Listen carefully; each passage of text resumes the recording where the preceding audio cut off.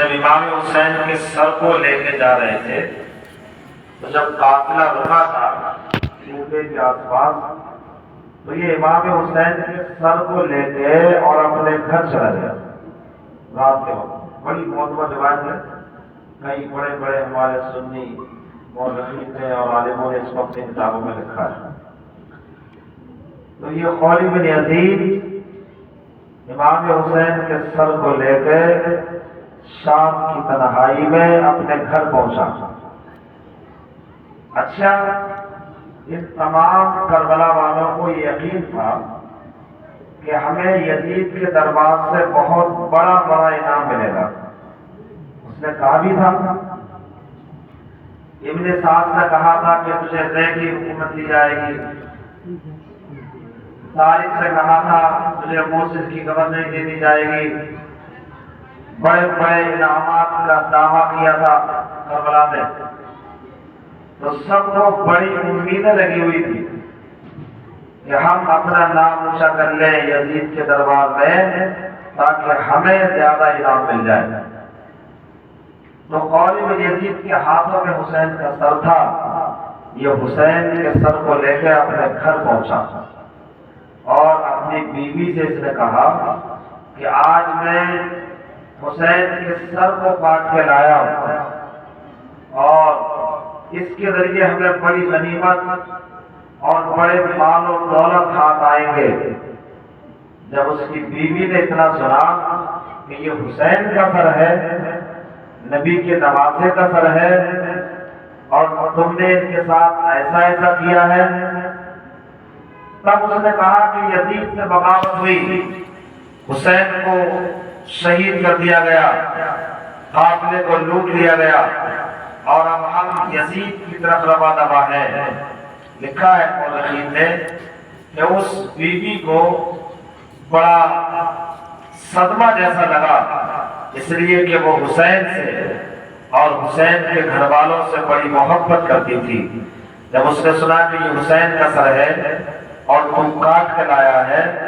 اور تجھے لالچ ہے کہ یزید تجھے دولت دے گا، یزید تجھے مال و اسباب دے گا، کتنا بدبخت ہے تو انسان کہ جس نے نبی کے نواسے کو پریشان کیا ہے، نبی کو تکلیف پہنچائی ہے، حضرت فاطمہ کو تکلیف پہنچائی ہے، حسین کو تکلیف دینا، فاطمہ کو تکلیف دینا ہے، فاطمہ کو تکلیف دینا، نبی کو تکلیف دینا ہے، اور نبی کو تکلیف دینا گویا کہ اللہ کی ناراضگی حاصل کرنا ہے۔ اس بیوی نے سر کو لے لیا، اس کا آدمی جو تھکا ہارا تھا سو گیا، لیکن اس عورت نے حسین کے سر کو دیکھا، پیار کرنے لگی، اس کو بوسے دینے لگی،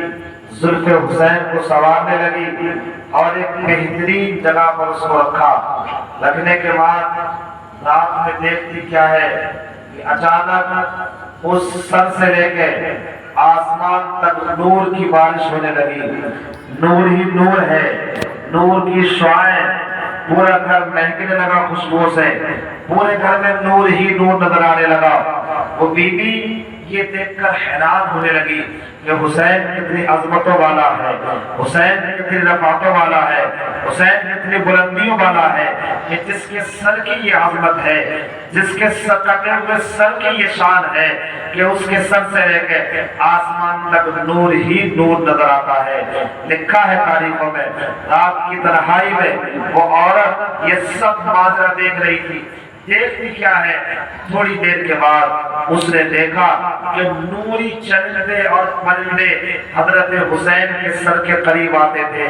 اور منڈلاتے تھے، گویا کہ نور کی بارش کر کے پھر دوبارہ چلے جاتے تھے۔ بعض لوگوں نے اس روایت کو یوں بھی بیان کیا ہے، وہ بیوی بیان کرتی ہے کہ میں نے دیکھا حضرت حسین کے سر کو جب میں نے سنبھال کے رکھا، خوشبوئیں لگائی، خوشبوئیں لگانے کی ضرورت بھی نہیں تھی، حضرت حسین کے سر سے ہی خوشبو آ رہی تھی۔ لکھا ہے تاریخوں میں، وہ بیوی بیان کرتی ہے میں نے دیکھا کہ نوری پرندے ہیں جو حضرت حسین کے سر کے آس کے پاس گھوم رہے ہیں، منڈلا رہے ہیں، گویا کہ نور کی بارش کر رہے تھے وہ نوری پرندے. دیکھنے کیا ہے وہ عورت بیان کرتی ہے کہ میں نے تھوڑی دیر میں دیکھا چند عورتیں ہیں اور کچھ نوری لوگ جیسے نظر آ رہے ہیں. پوچھنے پر بتایا گیا کہ اے عورتوں تم کون ہو؟ آواز آتی ہے کہ میں فرعون کی بیوی آسیہ ہوں. دوسرے سے پوچھا تم کون ہو؟ آواز آئی میں ابراہیم کی بیوی سارہ ہوں. تیسرے سے پوچھا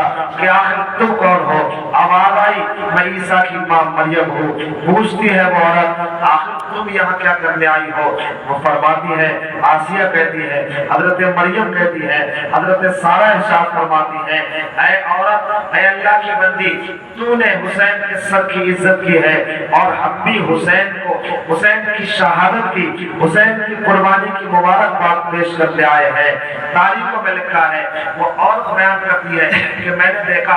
قطار لگی ہے، نورانی لوگ آ رہے ہیں، حسین کے سر کو دیکھ کے ہیں چلے جاتے ہیں. پوچھنے پر بتایا جاتا ہے کہ تم کون ہو؟ کوئی کہتا ہے میں آدم ہوں جو حسین کو اس کی قربانی کی مبارکباد دینے آیا ہوں. کوئی کہتا ہے میں موسیٰ ہوں، میں حسین کو اس کی قربانی کی مبارکباد دینے آیا ہوں. البتہ وہ بیوی پورا رات کا منظر اپنے نگاہوں میں بسا کے رکھتی ہے. جب صبح ہوتی ہے اپنے شوہر سے کہتی ہے کتنا بدبخت ہے تو انسان جس نے حسین کے سر کو کاٹا ہے، حسین کی عزت کو پامال کیا ہے. ارے تو سن تو ذرا صحیح، اس سر کو میں نے رات میں دیکھا تھا کہ اس سر سے لے کے آسمان تک نور ہی نور نظر آتا تھا. کبھی پرندے اس کے ارد گرد نور کی بارش کرتے تھے، کبھی اتنی بڑی بڑی فضیلت والی مائیں عورتیں آ کر حسین کی شہادت کی مبارکباد دے رہی تھی، اور کبھی انبیاء کرام کی جماعت، رسولان اعظام کی جماعت، کبھی آدم کی شکل میں آ کر،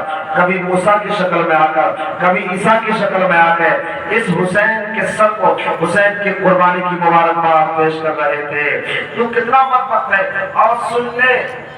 تو نے حسین کے سر کو کاٹا ہے اور میرے دل میں حسین کی محبت ہے، نبی کے خاندان کی محبت ہے، علی شیر خدا کی محبت ہے، حضرت فاطمہ کی محبت ہے. میرا دل اتنا دکھا ہے.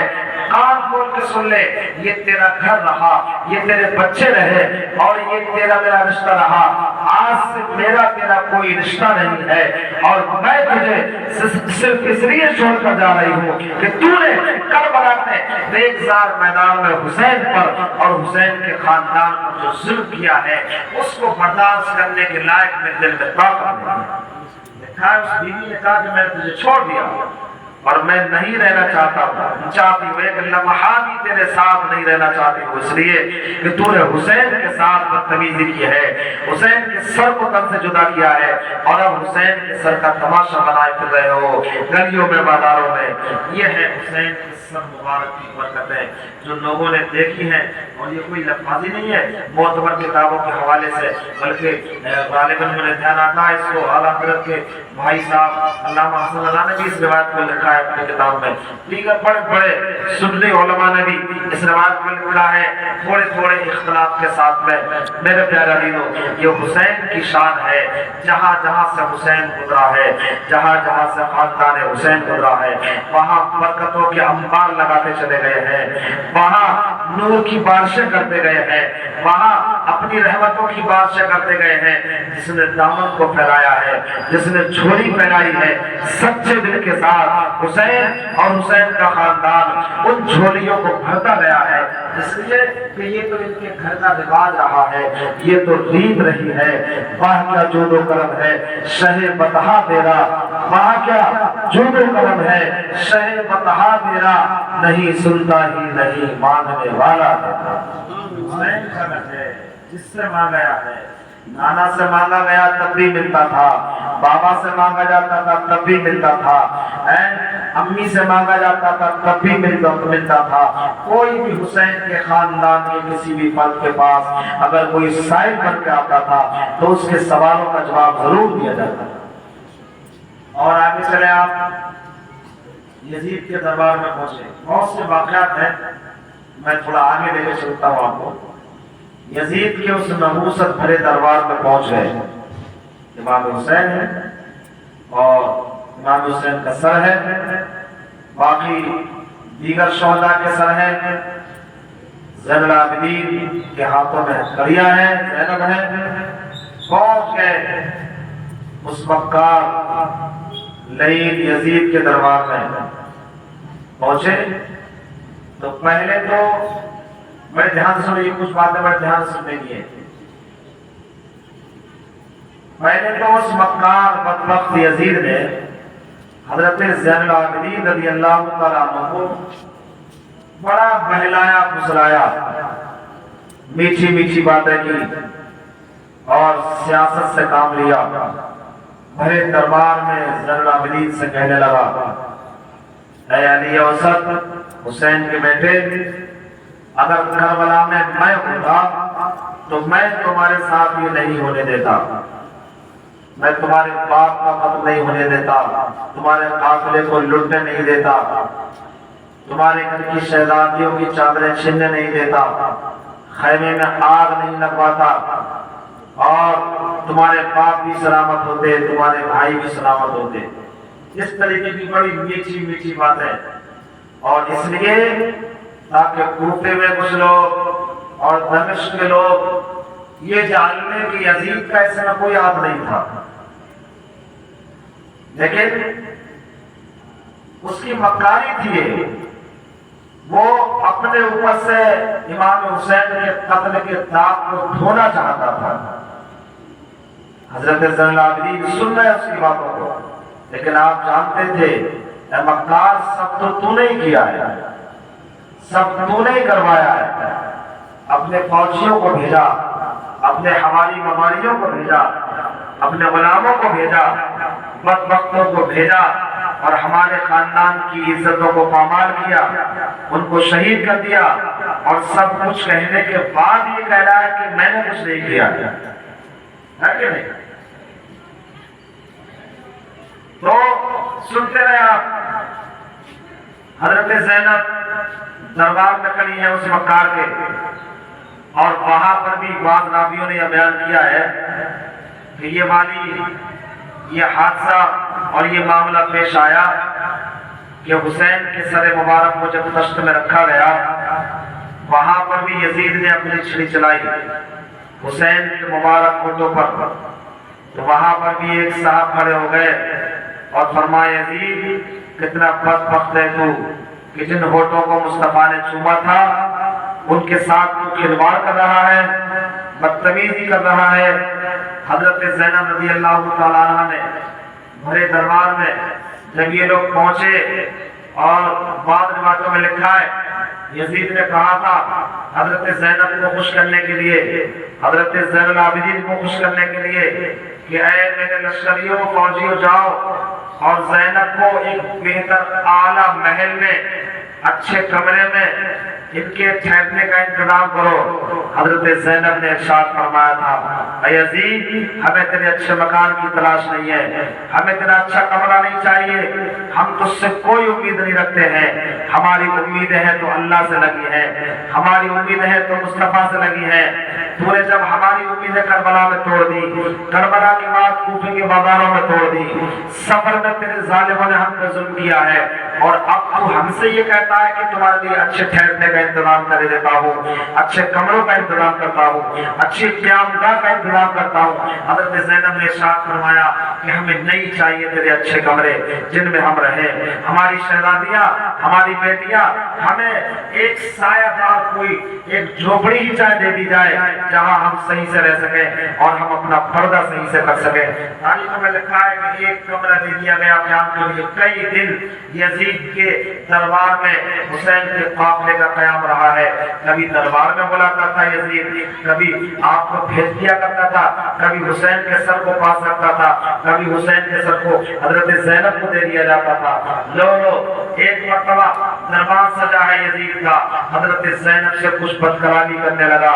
اور اپنی لفاظی کرنے لگا، برا بھلا کہنے لگا حضرت زینب کو بھرے دربار میں۔ تاریخوں میں لکھا ہے کہ جب حضرت زینب سے بدکلامی کر رہا تھا، حسین کے گھر والوں کے ساتھ بدتمیزی کے ساتھ بات کر رہا تھا، تو وہیں پر اسی دربار میں، اسی مجمع میں ایک کوئی بوڑھی عورت کھڑی ہو جاتی ہے، اور کھڑے ہونے کے بعد بھرے دربار میں یزید کو للکارتی ہے، یزید اب تو بہت کچھ کر چکا ہے، تو نے حسین کے گھرانے کو لوٹ لیا ہے، ان پر اتنا ظلم کیا ہے تو نے، اتنے ظلم تشدد کے پہاڑ توڑے ہیں تو نے، اور آج بھی حسین کے گھرانے کو ستا رہا ہے، زینب کے دل کو تکلیف دے رہا ہے، زینب کو پریشان کر رہا ہے۔ اب تو مان جا۔ اس کی باتوں سے یزید کو غصہ آ جاتا ہے۔ یزید نے کہا اے لشکریو، یہ بوڑھی عورت کون ہے؟ جاؤ اس کو لے جاؤ اور اس کے تن سے اس کے سر کو جدا کر دیا جائے۔ تاریخوں میں لکھا ہے جب اس بوڑھی عورت کے لیے اس یزید نے کہا تھا اس بوڑھی عورت کی گردن کو مار دیا جائے، بھرے دربار میں سینکڑوں تلواریں نکلی تھی اور یزید کے دربار میں ہنگامہ برپا ہو گیا تھا اور کہا تھا اے یزید، وہ حسین تھے جو کربلا میں تو نے شہید کر دیے، وہ ابی اکبر تھے کربلا میں شہید ہو گئے، یہ ہمارے خاندان کی بیوی ہے، اس کا تعلق ہمارے خاندان سے ہے، اگر تو نے اس عورت کے ساتھ چھیڑ چھاڑ کی تو ہم تیری حکومت کی اینٹ سے اینٹ بجا کر رکھ دیں گے، ہم تیری حکومت کا باسا پلٹ کے رکھ دیں گے۔ سن لے، بدنگاری بھی نہیں ہونا چاہیے، بد نظری بھی نہیں ہونا چاہیے، اور تلوار اٹھانے کی ضرورت نہیں ہے۔ سینکڑوں تلواریں نکلی تھی۔ یہیں پر ایک بات میں عرض کرنا چاہتا ہوں، تصور کی دنیا میں چلو۔ حضرت زینب نے دیکھا تھا جب ایک عورت، عام عورت ہے جو یزید کے دربار میں کھڑے ہو کے چند باتیں یزید سے کر رہی ہے، یزید غصہ میں آ جاتا ہے، تلوار سے کاٹنے کو کہہ دیتا ہے، تو سینکڑوں تلواریں اس بوڑھی عورت کو بچانے کے لیے میدان سے باہر ہو جاتی ہے، دستوں سے باہر نکل آتی ہے۔ حضرت زینب نے بھرے دربار میں اپنا رخ نبی کے مزار کی طرف کیا تھا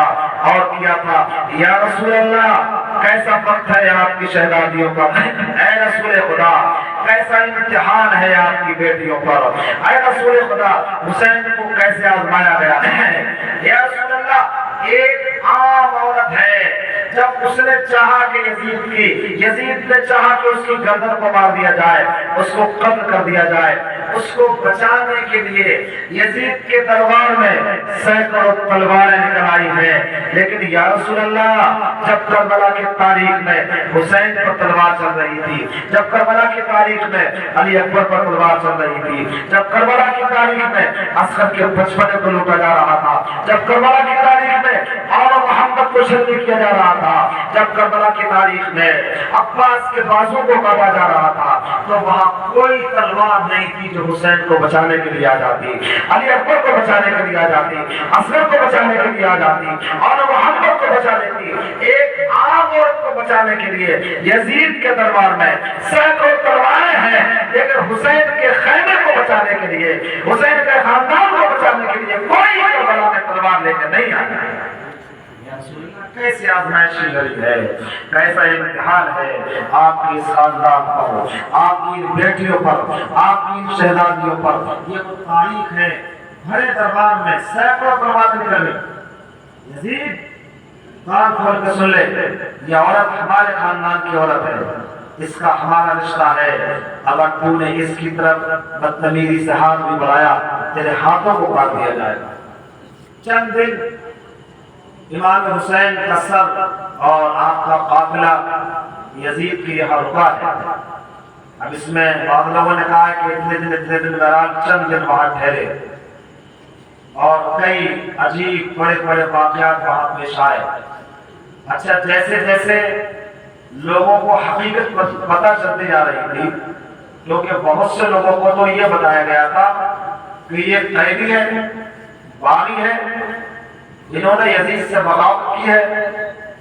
بہت سے کو پتہ ہی نہیں تھا کہ یہ حسین ہے، نبی کے گھرانے والے ہیں۔ کچھ کو پتا تھا، ان کے دماغ میں بھی اب ہلکے ہلکے آنے لگی کہ ہم نے غلط کیا ہے،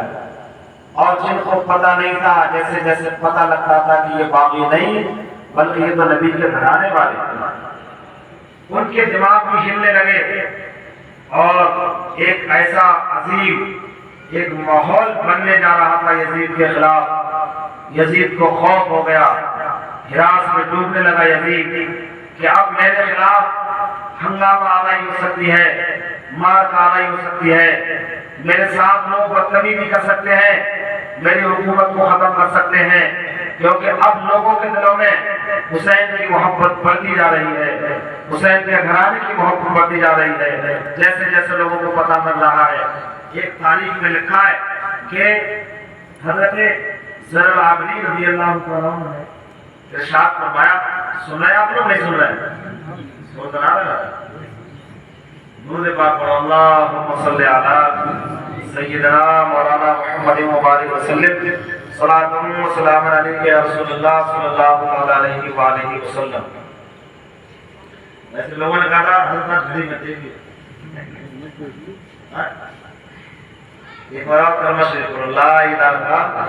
الا اللہ محمد رسول اللہ صلی اللہ علیہ وسلم۔ حضرت زین العابدین نے ارشاد فرمایا، یزید میں یہ چاہتا ہوں کہ مجھے دمشق کی مسجد میں خطبہ دینے کو اجازت دی جائے اور میں خطبہ دوں۔ بڑا مشہور خطبہ ہے آپ کا، جن لوگوں نے پڑھا ہے تو پڑھا ہوگا۔ تو یزید نے کہا ٹھیک ہے، آپ مسجد میں جائیں اور جمعہ کا دن ہے خطبہ دیجیے۔ حضرت امام زین العابدین رضی اللہ تعالیٰ عنہ نے، اچھا ایک بات میں بتا دوں، اب اس میں بات آ گئی ہے، زین العابدین جو آپ کا لقب پڑا ہے یہ بہت بعد میں پڑا ہے۔ آپ کا نام تھا علی، حسین کے تینوں بیٹوں کا نام علی تھا، علی اکبر، علی اوسط، علی اصغر، یہ بیچ والے تھے تو ان کو اس لیے علی اوسط کہا جاتا تھا۔ اور یہ زین العابدین جو ان کا لقب پڑا ہے، زین العابدین کا مطلب ہوتا ہے عبادت کرنے والوں کی زینت، یعنی کربلا سے پہلے بھی اور کربلا کے بعد تو ابھی آگے چل کر میں سناؤں گا انشاءاللہ، اگر آپ لوگ بیٹھے رہے تھوڑی دیر۔ تو کربلا کے بعد تو حضرت زین العابدین کا حال یہ تھا کہ کسی سے بہت کم بولتے تھے، ہنستے نہیں تھے، زیادہ باتیں نہیں کرتے تھے، بس اللہ اللہ میں لگے رہتے۔ اسی لیے دنیا والوں نے من جانب اللہ کی طرف سے ان کو یہ زین العابدین کا لقب ملا، عبادت کرنے والوں کی زینت خوبصورتی۔ اب جتنے بھی دنیا میں عبادت کرنے والے آئیں گے، اللہ کی بارگاہ میں اپنے سر کو جھکانے والے آئیں گے، ان سب کی زینت اگر کوئی ہے تو وہ زین العابدین ہے۔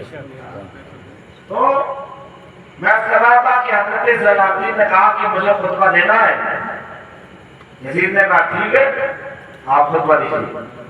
حضرت علی اوسط زین العابدین ممبر پر چڑھے، پہلے تو اپنا تعارف کرایا، یعنی اپنے آپ کو بتایا کہ لوگوں جو جانتے ہیں وہ غور سے سن لیں اور جو نہیں جانتے ہیں تو مجھے پہچان لیں۔ میرا نام علی ہے، میرے باپ کا نام حسین ہے، میرے دادا کا نام علی ہے، میرے نانا کا نام محمد مصطفیٰ ہے صلی اللہ علیہ وسلم، میری ماں کا نام فاطمہ ہے۔ اس طریقے سے آپ نے کئی باتیں بتائی مسجد کے اندر کہ میں یہ ہوں، میں وہ ہوں، ٹائم کم ہے اس لیے میں چند باتیں بتا رہا ہوں۔ آپ نے خطبہ دینا شروع کر دیا، لوگوں کو سمجھایا۔ جب آپ نے تھوڑی تاریخ بتانا شروع کی، پوری مسجد کے اندر ایک سناٹا چھا گیا، لوگوں کے دل بدلنے لگے اور ایک ہنگامہ جیسا ہونے لگا۔ مورخین نے لکھا ہے کہ مسجد میں ہی یزید کو خطرہ لاحق ہو گیا اور یزید کو خطرہ لگنے لگا کہ اب لوگ مجھے چھوڑیں گے نہیں۔ زین العابدین کی باتوں سے، زین العابدین کی تقریر سے، زین العابدین کے خطبے سے لوگ پگھلتے رہ گئے۔ اچھا پگھلتے کیسے نہیں؟ تقریریں تو ان کے گھر کا فن ہے، پوری دنیا میں جو ہم نے تقریریں کرنا سیکھی ہیں، لوگوں نے سیکھی ہیں، سب انہی کا صدقہ تو ہے۔ خطبہ کیسے دیا جاتا ہے، تقریریں کیسے بیان کی جاتی ہیں، یہ سب انہی کے گھر کا تو صدقہ ہے۔ جب وہ بیان کرتے ہوں گے، جب وہ سناتے ہوں گے، ان کے سنانے کا انداز کیا ہوگا، اور سناتے کیا تھے؟ اپنے گھر کی باتیں سناتے تھے۔ اس لیے انہی کا تو وہ گھر تھا کہ جس گھر میں قرآن نازل ہوتا تھا، انہی کا تو وہ گھر تھا جس گھر میں نمازوں کا حکم نازل ہوا ہے، انہی کا تو وہ گھر تھا جس گھر میں اذانوں کا حکم نازل ہوا ہے۔ حضرت زین العابدین سنانے خطبہ اپنا، لوگوں کے دل مچل گئے، ایک عجیب کیفیت تاری ہو گئی، آنکھوں میں آنسو ہے،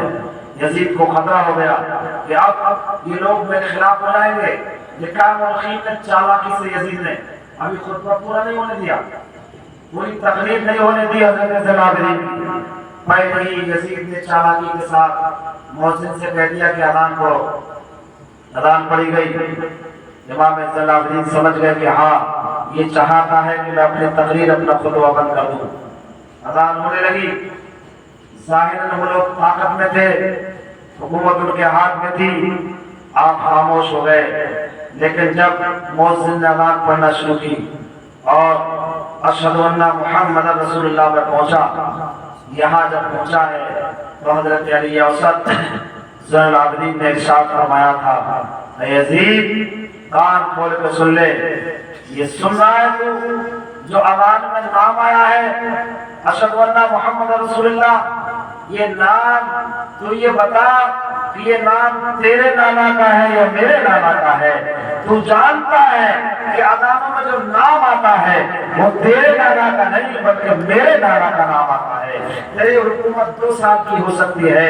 4 سال کی ہو سکتی ہے, 5 سال کی ہو سکتی ہے, لیکن یہ جو اذانیں ہیں, جو نمازیں ہیں جن میں میرے گھرانے کا ذکر ہے, جن میں میرے نانا کا ذکر ہے, میرے خاندان کا ذکر ہے, یہ وہ اذانیں اور نمازیں ہیں جو قیامت تک جاری و ساری رہیں گی. اے یزید کان کھول کے سن لے, دیکھ لے, مسجد جب تک قائم رہیں گی, مینار جب تک قائم رہیں گے, میرے نانا کی آوازیں آتی رہیں گی, میرا نانا کے ناموں کو پکارا جاتا رہے گا. دیکھ لے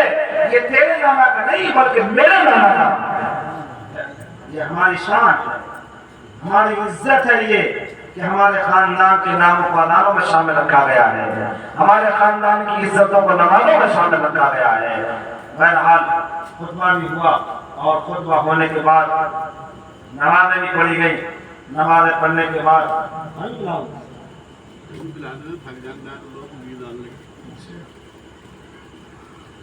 آرام سے آگے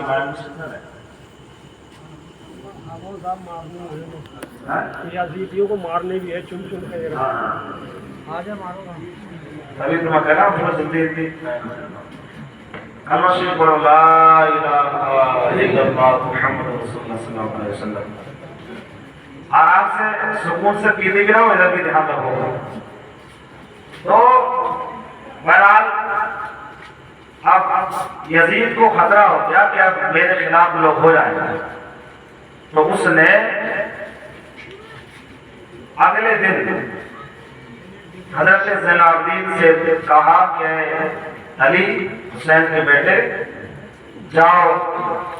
ہم تمہیں مدینہ بھیجنا چاہتے ہیں اور تمہارے سروں کو تمہارے حوالے کیا جاتا ہے. تمہارے ساتھ میں نعمان بن بشیر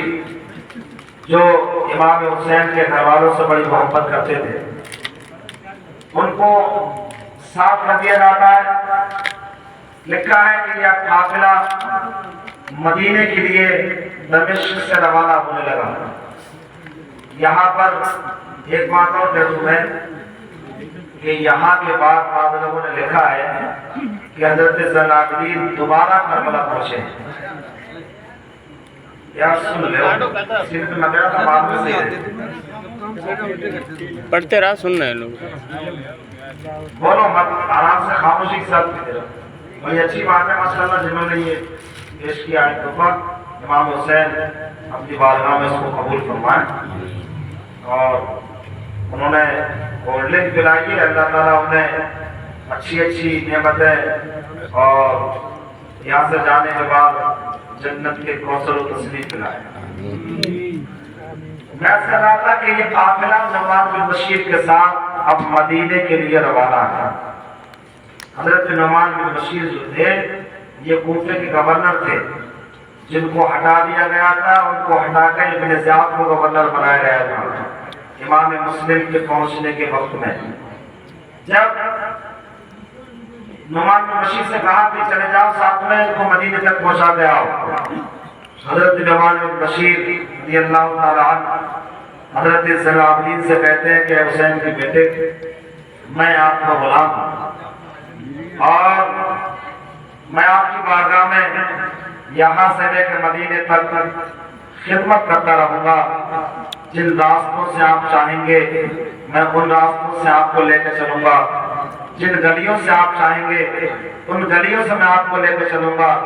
جن بازاروں سے آپ چاہیں گے ان بازاروں سے میں آپ کو لے کے چلوں گا. بہرحال جتنا جلدی ہو سکا یزید نے حسین کے قافلے کو آگے روانہ کر دیا، کیونکہ مکمل اس کے دل میں اب ڈر بیٹھ گیا تھا کہ اب لوگوں کے پاس سمجھ میں آ گئی ہے کہ میں غلط ہوں، میں نے غلط کیا ہے کربلا میں، مجھے نہیں کرنا چاہیے تھا. ڈرنے لگا تھا وہ، اس لیے بہت جلد تیزی کے ساتھ حسین کے قافلے کو آگے روانہ کر دیا. اب یہ قافلہ ہے گلیوں سے گزرتے ہوئے مدینے کی جانب روانہ ہوا ہے. اندازہ لگائیے ایک مدینے جانے والا جب جاتا ہے اس کی تیاری بالکل قریب ہو جاتی ہے تو اس کے دل میں کتنی خوشیاں ہوتی ہیں. ہاں بھائی اس کے دل میں کتنی خوشیاں ہوتی ہیں. ہم لوگ اس کے جنازے میں گئے تھے، یہ بھی گئے تھے بابا بھائی وغیرہ. ایک لیڈیز ابھی 8-10 دن کے بعد مدینے جانے والی تھی، ان کے گھر والے بتا رہے کئی لوگ ان کے گھر سے جا رہے تھے، رات نہیں سوئی تھی اور صبح تقریباً 3 بجے کے ٹائم غلط تھی مدینے جانے کی. تو یہ ایک عام عورت ہے کہ جس کے دل میں اتنی للک ہے مدینے کی، اور یہ تو مدینے کے وارث تھے جو مدینے جا رہے ہیں، مدینے کو ہرا بھرا بنا کے چھوڑ کر رہے تھے کربلا. اور جیسے جیسے مدینہ قریب ہوتا جا رہا تھا ان کے دل کی کیفیتیں بدلتی جا رہی. لکھا ہے وہ ذخیر نے، علامہ حسن القاضی نے اپنی کتاب میں بڑے اچھے انداز میں لکھا ہے. میں کل پڑھ رہا تھا تو بہت بڑے رائٹر تھے، انہوں نے اپنے انداز میں لکھا ہے جیسے جیسے یہ قافلہ مدینے کی جانب بڑھتا گیا، حجاز کے راستوں میں پہنچا، ویسے ویسے حسین کے گھر والوں کی، ان شہزادیوں کی، سید زادیوں کی کیفیت بدلتی جا رہی تھی. اور دل یہ کہتا ہوگا، سکینہ کے دل میں یہ آتا ہوگا کہ نانا میں آپ کے مزار پر پہنچ کے کربلا کی داستان آپ کو ایسے سناؤں گی. زینب کے دل میں یہ آتا ہوگا، نانا ہم آ رہے ہیں آپ کی بارگاہ میں پہنچنے والے ہیں، میں کربلا کی داستان آپ کو ایسے سناؤں گی. زین العابدین کے دل میں آتا ہوگا، اے نانا ہم کربلا چھوڑ کے آ رہے ہیں، حسین کو ریگزار میدان میں چھوڑ کے آ رہے ہیں، میں کربلا کی تاریخ آپ کو ایسے سناؤں گا. بہرحال یہ قافلہ آگے بڑھتا جا رہا ہے، مدینے کے قریب ہوتا جا رہا ہے. جتنا قریب ہو رہا ہے اور ادھر مدینے والوں کو یہ پتہ لگ چکا تھا کہ حسین کا قافلہ جو کربلا گیا تھا مدینے سے اب وہ لٹ چکا ہے اور وہ لوگ مدینے پہنچنے والے ہیں. تو مدینے والے پہلے ہی سارے لوگ مدینے سے باہر اس قافلے کے استقبال کے لیے باہر تشریف لے آئے تھے، کیونکہ مدینے میں پہلے ہی پتہ لگ چکا تھا. وہ حدیث آپ کی یاد ہوگی جو میں نے بہت پہلے سنائی تھی. حضرت ام سلمہ کو حضور نے ایک موقع پر مٹی دی تھی اور فرمایا تھا، اے ام سلمہ یہ مٹی تم رکھ لو، اور یہ مٹی جس دن خون بن جائے اس دن سمجھ لینا میرے حسین کو شہید کر دیا گیا ہے. حضرت ام سلمہ کہتی ہے میں دیکھتی رہتی تھی اس مٹی کو، کبھی دن میں دیکھتی تھی کبھی رات میں دیکھتی تھی کہ خون میں تبدیل تو نہیں ہو گئی، لیکن جس دن 10 محرم کی تاریخ تھی میں نے دیکھا دوپہر کا وقت ہے وہ مٹی خون میں تبدیل ہو گئی. حضرت ام سلمہ نے پورے مدینے میں جا کر لوگوں کو یہ بتایا تھا، اے لوگوں حسین شہید کر دیے گئے، حسین شہید کر دیے گئے، حسین کا قافلہ لوٹ لیا گیا ہے. تو مدینے کے لوگوں کو پہلے ہی پتا تھا، سب لوگ مدینے سے باہر آ گئے تھے. سغرا بھی باہر آئی تھی، سغرا بھی باہر آئی تھی اپنے بھیا کو دیکھنے کے لیے، اپنے بابا کا استقبال کرنے کے لیے، اس قافلے حسین کا استقبال کرنے کے لیے. جیسے جیسے یہ قافلہ قریب ہو رہا ہے تاریخ میں لکھا ہے جب مدینے کے ہرے بھرے کھجوروں کے وہ درخت نظر آنے لگے، مدینے کی ہریالیاں نظر آنے لگی، نانا کی مسجد نظر آنے لگی، نانا کا مقدس حجرہ نظر آنے لگا. جیسے یہ لوگ پہنچے ہیں مدینہ شریف کے اندر اور اس کے اطراف میں، اس کے احاطے میں، تو سب سے پہلے یہ گھرانہ اگر کہیں پہنچا ہے تو نبی پاک کے مزار پر پہنچا ہے، نبی پاک کے روضہ انور پر پہنچا ہے، نبی پاک کے قبر انور پر پہنچا ہے. حضرت زینب بھی کھڑی ہے، حضرت زین العابدین بھی ہے، حضرت شہروانو بھی ہے، رباب بھی ہے، سکینہ بھی ہے. دیگر شہزادیاں ہیں نبی کے مزار مبارک میں کھڑی ہیں، یہ خاندان نبی کی بیٹیاں بھی جو نبی کی بارگاہ میں کھڑی ہیں، اندازہ لگاؤ اب سب نے الگ الگ داستان سنانا شروع کر دی ہے۔ سکینہ سناتی تھی، لکھا ہے مورخین نے، سب نے اپنے اپنے انداز میں سنایا تھا۔ سکینہ سنا رہی تھی داستان کربلا اپنے نانا کو بیان کرتی ہوگی، اے نانا جب آپ کے بیان سے ہم آخری سلام کر کے گئے تھے تو حسین کو لے کے گئے تھے، اے نانا جب آپ کے بیان سے ہم آخری سلام کر کے گئے تھے اور محمد کو لے کے گئے تھے، اے نانا جب آپ کے بیان سے ہم آخری سلام کر کے گئے تھے تو اسرد کو ساتھ لے کے گئے تھے، قاسم کو ساتھ لے کے گئے تھے، عباس ہمارے ساتھ تھے، مسلم ہمارے ساتھ تھے، مسلم کے بچے ہمارے ساتھ تھے، اے نانا اب سب کربلا میں چھوٹ گئے ہیں، ہمارے ساتھ کوئی نہیں ہے۔ زین العابدین دیواروں کو پکڑ کے نانا کو وہ داستان کربلا سنا رہے ہوں گے۔ تاریخوں میں لکھا ہے حضرت زینب نے جب سنانا شروع کیا تھا کربلا کی تاریخ کو، یا رسول اللہ یہ آپ کی شہزادیاں اپنے قافلے کو لٹا کر اپنے خانے کو لٹا کر آپ کی نظر کر کے اب آپ کی بارگاہ میں آ رہی ہیں، دیکھو دیکھو یہ حسین کا سر ہے جو ہم آپ کی بارگاہ میں لے کے آئے ہیں، یہ حسین کا سر ہے جس کو قاتلوں نے حسین کے سر سے جدا کر دیا ہے۔ یا نانا آپ کے قافلے کو آپ کے خاندان کو کربلا میں لوٹ لیا گیا ہے۔ بعض لوگوں نے لکھا ہے کہ حضرت زینب نے اس انداز میں داستان کربلا سنائی تھی کہ نبی پاک کے مزار میں حرکت شروع ہو گئی تھی اور ایک زلزلہ ٹائپ کا شروع ہو گیا تھا۔ اندازہ لگاؤ ہوتی بھی کیوں نہ جب ہمارے گھر میں کوئی حادثہ ہو جاتا ہے، کسی کا ایکسیڈنٹ ہو جائے، اچانک والی موت ہو جائے، میرے پیارے دیدو تو اپنے رشتے داروں کو سناتے ہیں، اپنی بستی والوں کو سناتے ہیں، خاندان کو سناتے ہیں، ہماری آنکھوں میں آنسو آ جاتے ہیں، ہمارا دل رونے لگتا ہے۔ تو انہوں نے تو بہت کچھ دیکھا تھا کربلا میں، وہ سنا رہی تھی زینب وہ سنا رہی تھی، اے نانا میرے بھائی کے گلے کو کاٹ دیا گیا، کاٹنے کے بعد اس ریگزار میدان پہ لٹا دیا گیا اور ظالموں نے صرف یہی بس نہیں کیا ہے بلکہ ان کے لاشوں پہ گھوڑے دوڑائے ہیں۔ ایک بات رک کے میں یہاں پر بتاؤں، وہاں پر کوئی کنیز کھڑی ہوئی تھی حضرت زینب کے ساتھ میں، جب حضرت زینب اپنے پیارے نانا کو یہ سب کربلا کی داستان سنا رہی ہے، ہاتھ لگایا تھا حضرت زینب کے کاندھے پہ اور کہا تھا، اے زینب اے حسین کی بہن، فاطمہ کی بیٹی، علی کی لاڈلی، نبی کی پیاری نوازی، اب تو کربلا کی داستان آگے مت سنا، کہیں ایسا نہ ہو کہ مدینے میں قیامت سے پہلے کوئی قیامت آ جائے۔ دیکھ تو ذرا صحیح، تو اپنے نانا کے مزار کو دیکھ، نانا کے قبر انور کو تو دیکھ ذرا صحیح سے، اپنی آنکھوں سے دیکھ، حرکت میں ہے نانا کا مزار، زلزلہ ٹائپ کا ہے نانا کے مزار پہ، اور کیوں نہ آتا۔ بیچ میں لوگ ایک روایت میں سنانا چاہتا ہوں آپ کو، آپ نے شاید سنا ہوگا، جو پڑھے لکھے لوگ ہوں گے میں نے پڑھی ہوگی، علامہ عبدالرحمن جامی نے ایک نعت لکھی تھی، اتنا فرسودہ جا پاوا عزیزنا یا رسول اللہ، یہ اشعار جو لکھے تھے بڑے گہرائی کے اشعار لکھے تھے حضرت علامہ جامی نے، اور لکھنے کے بعد یہ کہا تھا کہ مدینے میں جب میں جاؤں گا تو نبی کی قبر کے سامنے بیٹھ کے، نبی کے روضے میں بیٹھ کے یہ اشعار میں نبی کو سناؤں گا۔ حضور کی بارگاہ میں علامہ جامی کی یہ نعت اتنی مقبول ہوئی تھی، اتنی مقبول ہوئی تھی، حضور نے ارشاد فرمایا تھا کہ جب علامہ جامی مدینے آنے لگے تو اس وقت جو مدینے کے گورنر حاکم تھے ان سے خواب میں آ کے کہا تھا، اے حاکم مکہ، اے شریف مکہ، اے شریف مدینہ، سن لو، بات کھول کے سن لو، یہ جو جامی میرے مزار پہ آ رہا ہے، یہ جو جامی میرے قبر پہ آ رہا ہے، میرے روزے پہ آ رہا ہے، اس کو میرے روزے پہ مت آنے دو، میری قبر پہ مت آنے دو، اس لیے اگر یہ میری قبر پہ آ گیا اور اس نے یہ وہ اشعار پڑھ دیے جو اس نے لکھے ہیں تو مجھے پھر اپنی قبر سے باہر آنا پڑ جائے گا، اس لیے پہلے ہی جامی کو مدینے سے پہلے روک دیا جائے تاکہ میرے مزار پہ حاضر نہ ہو۔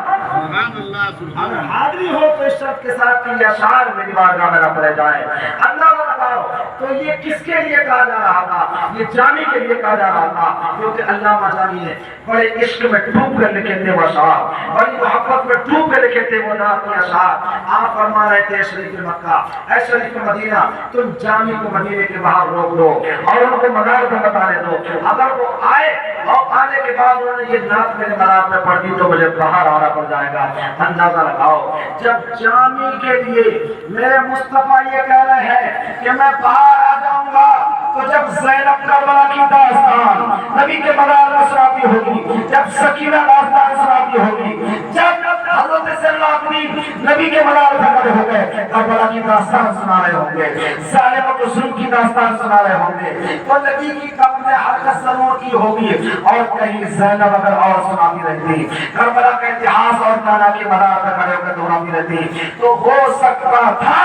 کہ مدینے میں قیامت سے پہلے قیامت اور آ جاتی۔ کنیز نے ہاتھ مارا تھا زینب کے کاندھے پہ، عرض کیا تھا اے نبی کی نواسی، اے علی کی دلاری، اے فاطمہ کی بیٹی، اے حسین کی بہن زینب، اے زینب الدین کی پھوپھی زینب، اب بس کرو، کربلا کی تاریخ آگے مت سناؤ، اشارہ مل رہا ہے، اے زینب ہم نے بہت کچھ دیکھا بھی تھا کربلا میں، اب تم نے سنایا ہے، ہم نے سن بھی لیا ہے، اب رک جاؤ، اگر رکو گی نہیں تو مجھے پھر ایسا نہ ہو کہ ملان سے باہر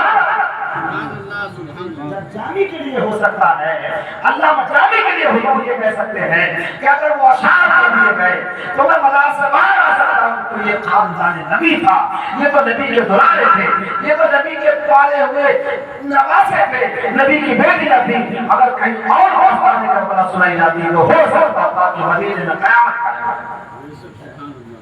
جہاں سے جو سنایا جا رہا ہے، بہرحال نبی سے باتیں ہو رہی ہیں، ہم تو یہ کہتے ہیں کیسے تسلی دی ہوگی میرے مصطفیٰ نے اپنے بیٹوں کو جب کربلا کی تاریخ سنائی جا رہی ہوگی، کیسے سکون دیا گیا ہوگا۔ بہرحال یہ داستان کربلا سنانے کے بعد اب یہ قافلہ مدینے کے لوگوں سے ملاقات کر رہا ہے، کوئی کسی سے مل رہا تھا، کوئی کسی سے مل رہا تھا، لیکن ایک چھوٹی سی سغرا جس کو حسین مدینے میں چھوڑ کے گئے تھے اور کہہ کے آئے تھے، اے سغرا ہم کچھ دن کے بعد تمہیں علی اکبر کو لینے کے لیے بھیج دیں گے۔ وہ سغرا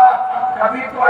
علی اوسط حضرت زین العابدین سے نپٹ جاتی تھی اور پوچھتی تھی اے زین العابدین، اے میرے بھائی جب تم یہاں سے گئے تھے تو علی اکبر کو ساتھ لے کے گئے تھے، تم اور محمد کو ساتھ لے کے گئے تھے، تم اصغر کو ساتھ لے کے گئے تھے، یہ تو ذرا بتاؤ صحیح تم اصغر کو کہاں چھوڑائے اور محمد کو کہاں چھوڑائے، علی اکبر کو کہاں چھوڑائے، میرے پاس حسین کے لاش کو کہاں چھوڑ کے آ گئے ہو۔ الصغرا کبھی تو زینب سے پوچھتی تھی اے پوتی میرے خاندان والے کہاں گئے،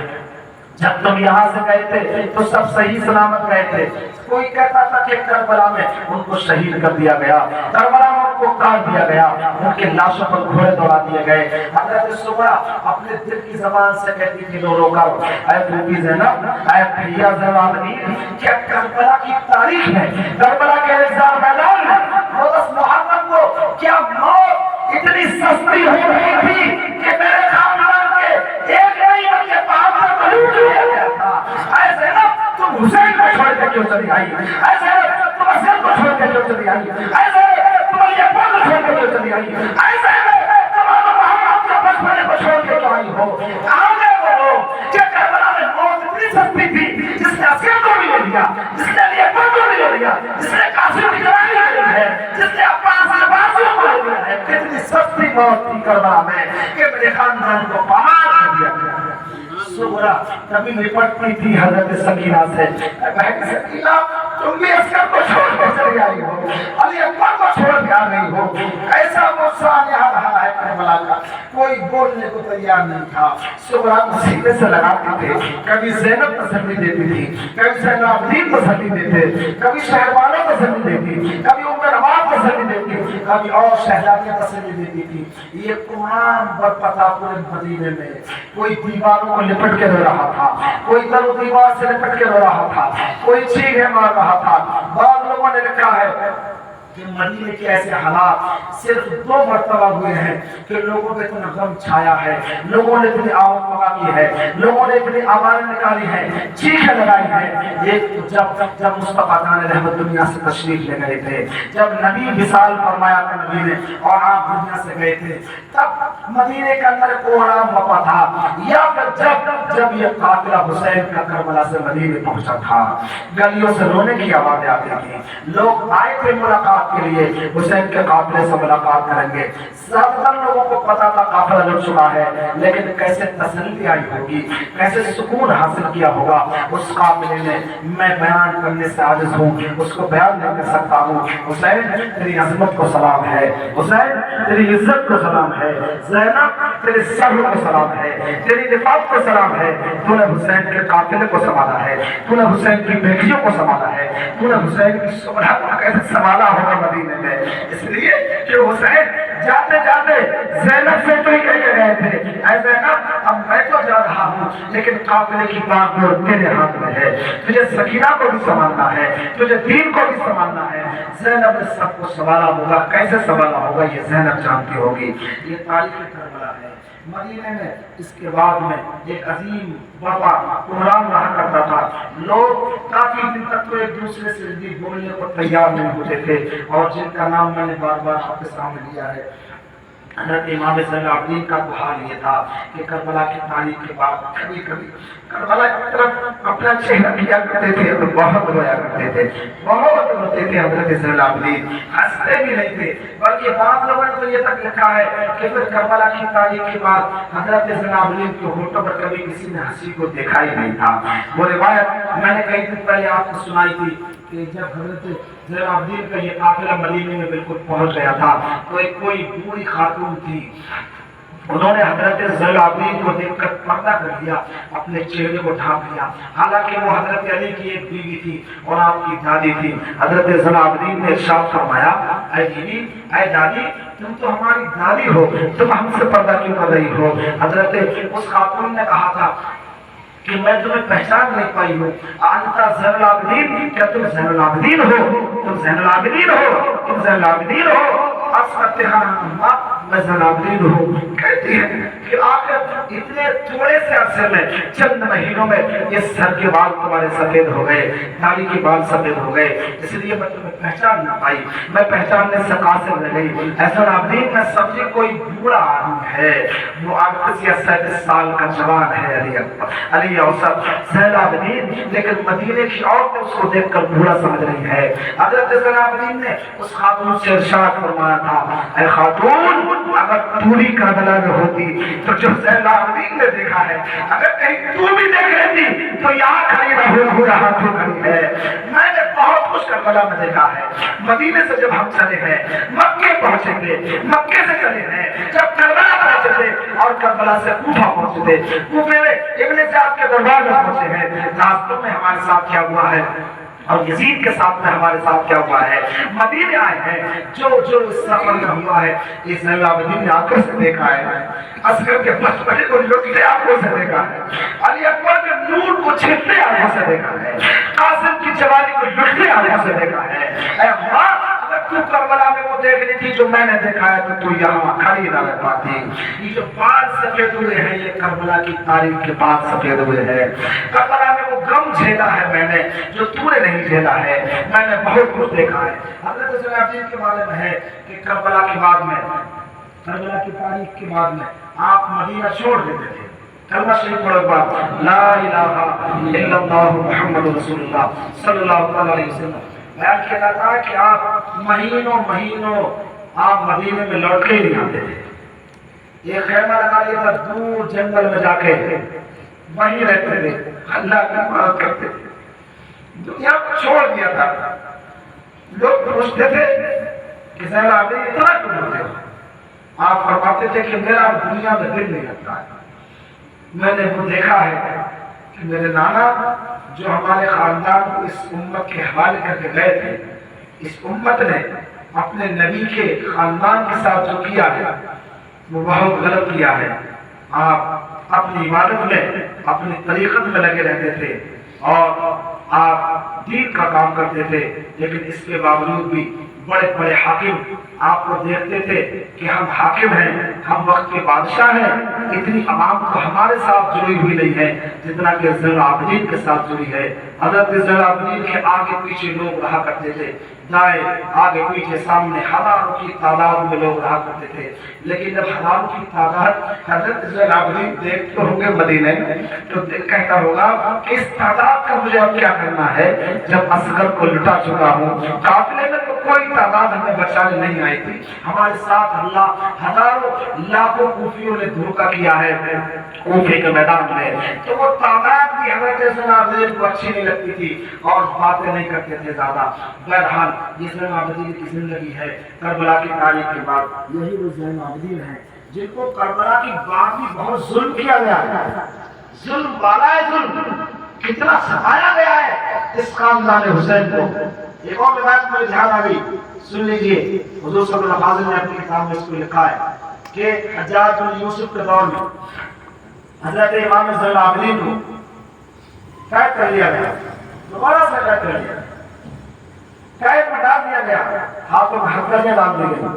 پیروں میں بیڑیاں ڈال دی گئی اور جیل میں ڈال دیا گیا۔ تو اس وقت ایک بہت بڑے عالم حضرت امام زہری رضی اللہ تعالیٰ عنہ، یہ اپنے وقت میں بہت بڑے عالم فقیہ محدث ہیں، یہ آپ کے خادم تھے، آپ سے استفادہ قید کیا کرتے تھے، آپ کی بارگاہ میں بیٹھا کرتے تھے۔ جب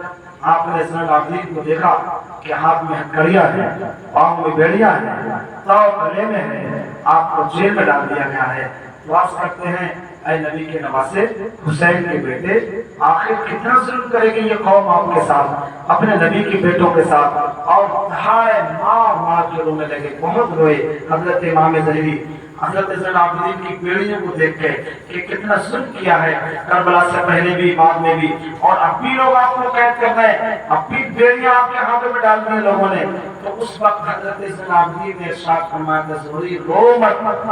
رو مت، رونے کی ضرورت نہیں ہے، اور سنو، ہم اپنی طاقت جب اللہ چاہتا ہے تو دکھاتے ہیں، اور جب تک اللہ نہیں چاہتا ہے اپنی طاقت کا اظہار نہیں کرتے ہیں۔ سنو، حضرت زین العابدین نے اللہ اکبر کا ایک نعرہ مارا اور آپ نے فرمایا اے زہری، وہ تو اللہ کی رضا تھی کربلا میں، نہ ورنہ یہ ہتھکڑیوں کی حیثیت کیا ہے۔ آپ نے تھوڑی سی حرکت کی تھی اور وہ لوہے کی ہتھکڑیاں ٹوٹ کے ریزہ ریزہ ہو گئی۔ فرمایا زہری رونے کی بات نہیں ہے، وہ تو اللہ کی رضا تھی۔ بڑی معتبر روایت ہے، حضور صلی اللہ علیہ وسلم نے بھی لکھی ہے اپنی کتاب میں، سوانح کربلا میں بھی لکھی ہے، دیگر کتابوں میں بھی ہے۔ فرماتے ہیں زین العابدین زہری رو مت، بلکہ وہ اللہ کی رضا تھی کربلا میں، اگر ہم طاقت دکھانے پہ آ جائیں تو دیکھو پھر اللہ اکبر، اللہ کا نام دیا اور وہ لوہے کی زنجیریں تھوڑی سی حرکت کرنے کی بنیاد پر امام زین العابدین نے توڑ دی، اور فرمایا ہماری طاقت دیکھنا ہے تو دیکھو، طاقت یہ ہے وہ اللہ کی رضا میں ہے۔ ایسی ایک اور حضرت زین العابدین رضی اللہ تعالیٰ عنہ کا واقعہ جو آپ کی طاقت پر، آپ کے روپ پر دار ہے۔ ایک مرتبہ عبد بن ملک بن مروان یا کوئی اور حاکم مدینے میں،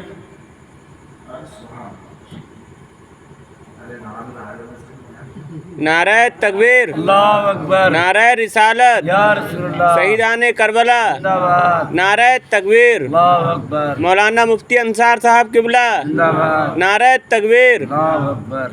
بھائی دیکھو انعام تو انعام ہے، چاہے چھوٹا ہو یا بڑا ہو، ہمیں تو یہ بہت بڑا انعام لگ رہا ہے امام حسین کی محفل میں ملا ہے کہ نہیں؟ ہو سکتا ہے ایسا ہی پٹا ہمارے گلے میں وہاں بھی پڑے جائے، آمین، ہے کیا پتا دنیا میں پڑ جائے تو اب تو وہیں پڑ جائے کہ حسین کہہ دیں کہ میرا غلام ہے۔ بے شک، آمین، انشاءاللہ امید تو یہی ہے، انشاءاللہ، تیری نسل پاک میں ہے بچہ بچہ نور کا، تو ہے نور تیرا سب گھرانہ نور کا۔ بڑا تیزی کے ساتھ سنیے گا، تھوڑا میں آگے بھی لے جاؤں گا آپ کو، سنیں گے تھوڑی دیر؟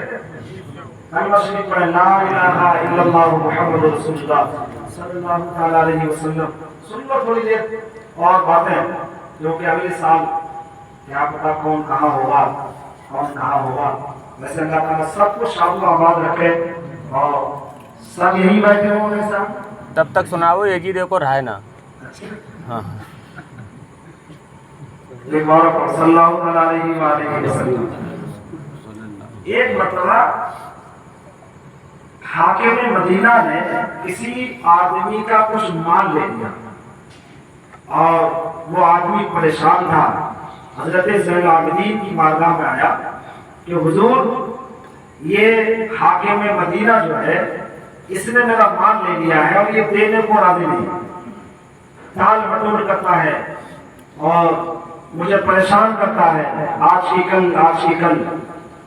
آپ کچھ حکم فرمائیں اور میری مدد فرمائیں تاکہ میرا مال مجھے مل جائے۔ حضرت زین العابدین نے ساتھ لیا اس بندے خدا کو، سبحان اللہ، اور لے کے چل دیے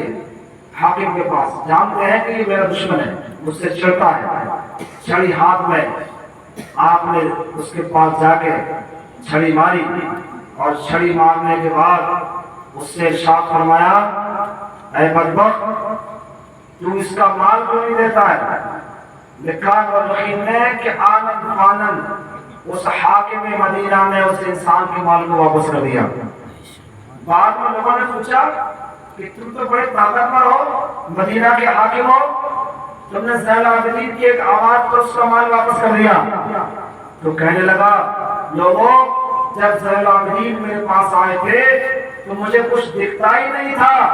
ان کا روب اتنا تھا میرے اوپر، مجھے یہ لگتا تھا انہوں نے مجھ سے کچھ کہا بھی نہیں تھا، ہتھیار بھی نہیں چلائے تھے، طاقت کا استعمال بھی نہیں کیا تھا، ان کا روب ہی اتنا تھا، مجھے یہ لگتا تھا کہ اگر میں نے ان کا کہنا نہیں مانا تو میں ہلاک کر دیا۔ یہ طاقت ہے ایک واقعہ مجھے یاد آ رہا ہے، بہت پیارا واقعہ۔ ایک امام زین العابدین کبھی خیمے میں ہے، کبھی مدینے میں ہے، کبھی اپنے گھر کی چھت پر ہے، چھت پر بیٹھتے تھے تو مدینے سے کربلا کی طرف رخ کر لیا کرتے تھے اور کربلا کی تاریخ کو دہراتے رہتے تھے۔ ایک موقع سے آپ اپنے خیمے میں ہیں، اللہ کی عبادت کر رہے ہیں اور آپ کے صاحبزادے حضرت امام باقر رضی اللہ تعالیٰ عنہ باہر کھڑے، تو دیکھا کہ ایک ہرن ہے جو زین العابدین کے دروازے پہ بار بار آتا ہے چلا جاتا ہے، آتا ہے چلا جاتا ہے۔ آپ نے عرض کیا حضور ایسا ایسا معاملہ ہے، اور فرمایا کہ اس کو اندر آنے دو، لیکن طاقت کی بات آ گئی تو یہ ایک دو روایت میں سنا ہوں آپ کو، کتنے طاقتور تھے حسین کے گھرانے والے۔ زین العابدین نے کہا اس ہرن کو اندر آنے دو، ہرن اندر آئی اور حضرت زین العابدین کے کانوں پر اپنے ہونٹوں کو رکھ دیا۔ یہ جانوروں کی بولیاں بھی سمجھتے ہیں، جانور ان کی بولیاں سمجھتے ہیں۔ ہونٹوں کو رکھ دیا زین العابدین کے کانوں پہ اور اپنے انداز میں کچھ کہا، سننا تھا، اٹھ کھڑے ہوئے، آگے آگے ہرن، پیچھے پیچھے زین العابدین چلے جا رہے ہیں۔ کون دیتا ہے دینے کو منہ چاہیے، کون دیتا ہے دینے کو منہ چاہیے، دینے والا ہے سچا ہمارا۔ یہ نبی کا خاندان ہے، جس طرح باغیں تیرے قریب سے گر قطرہ کسی نے مانگا، تیرے قریب سے گر قطرہ کسی نے مانگا، دریا بہا دیے ہیں دربے بہاتے ہیں۔ آگے آگے ہرن ہے اور امام باقر پیچھے پیچھے چل دیے، ہمیں پتہ نہیں ہے کہاں جا رہے ہیں زین العابدین اور کہاں لے کے جا رہا ہے یہ ہرن۔ آپ چلے، بستی میں پہنچے، شام کا وقت ہے، ایک گھر میں جا کے گھس گئے اور جاتے ہی اس انسان نے کہا کہ کیا تیرے پاس اس ہرن کے دو بچے ہیں جو تو پکڑ کے لایا ہے؟ یہ علامہ جامی نے اس روایت کو لکھا ہے اپنی کتاب میں، شواہد النبوہ میں لکھا ہے، کہتے ہیں کہ ہرن پیچھے آگے آگے تھا، زین العابدین پیچھے پیچھے تھے۔ جب اس گھر میں پہنچے اور اس نے بتایا نہیں بلکہ آپ نے خود کہا کہ تیرے پاس ہرن کے دو بچے ہیں، کیا تم ان کو بیچنا چاہتا ہے؟ دیکھیں آپ، یہ نہیں کہا کہ انہوں نے فری مچائیے، کیا تم ان کو بیچنا چاہتا ہے؟ اس نے کہا میں بیچنا تو چاہتا ہوں، لیکن میں یہ چاہتا تھا کہ ہرن کے بچوں کو میں صبح کو بیچوں گا تاکہ مجھے قیمت زیادہ ملے۔ آپ نے فرمایا لے یہ قیمت ہرن کے بچوں کی اور وہ دونوں بچے مجھے دے دے۔ پتہ لگا ہرن زین العابدین کے کان پہ رکھ کے اپنی زبان سے یہ کہہ رہی تھی حضور میرے دو بچے ہیں جو فلاں نے پکڑ لیے ہیں، آپ ان بچوں کو دلوا دو۔ حضرت زین العابدین بچوں کو لے لیا اور اس ہرن کے حوالے کر دیا۔ تو یہ شان ہے خاندان نبی کی، یہ طاقت ہے زین العابدین کی، یہ قوت ہے زین العابدین کی۔ بار بار میں یہی الفاظ کہتا ہوں کہ کربلا میں جو ہوا تھا وہ اللہ کی رضا تھی، کربلا میں جو ہوا تھا اللہ کی طرف سے تقدیر تھی، وہ مقدر میں تھا۔ ہزاروں میں 72 دن تھے تسلیم و رضا والے،